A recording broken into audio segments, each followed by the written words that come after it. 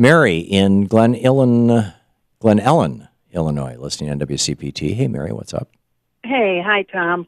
You know, I'm just listening to your conversation about antidepressants being a cause of mass shootings, and I really take some offense at that for all the people that are helped by taking antidepressants and have no tendencies whatsoever like that.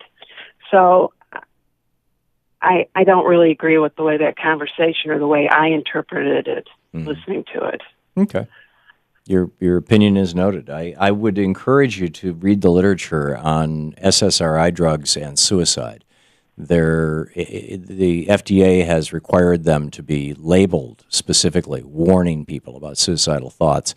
And in the opinion of many of these mass shooters, you know, they always end up dead because that's the way that they intended it. Not always. But for the few mass murderer shooters there's a whole lot of people that are helped. Oh, I don't disagree. Well, actually, Peter Breggin would disagree. He points out the studies that show that the SSRI drugs stack up with placebos. Basically, people given sugar pills, people given SSRIs, in both cases thinking that they're getting strong psychiatric medication, get roughly the same results. And there is a fair body of literature that supports that. But that said, except that the sugar pills are not addictive. That said, though, there are people who are suffering from severe depression or other forms of mental illness, and they do need help. And in my mind, the question is, what kind of help should they be getting? Should they be getting pharmaceutical help, or should they be getting some sort of help like, you know, cognitive behavioral therapy or therapy that helps enhance their resilience? The problem is the health insurance companies will pay for 15 minutes for a psychiatrist to write a prescription.